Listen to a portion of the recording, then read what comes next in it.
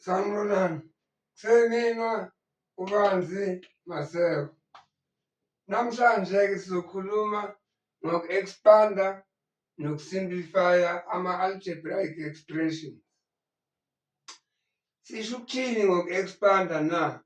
Simply sisho ukuthi remove ama-brackets. Into uma usuyi-expandile asifuni ukubona ama-brackets. Masithi simplify sisho ukuthini?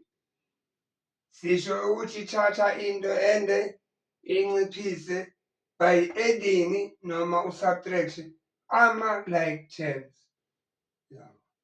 Iyo avamise ukugcwalisa ispace kwi-expression.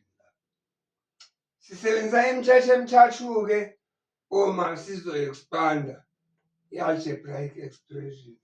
Le mithetho emithathu, omunye kuthiwa u-commutative, omunye u-associative, omunye kuthiwa u-distributive. Ngizoyichaza-ke khona manje ukuthi usho ukuthini lo, usho ukuthini, usho ukuthini.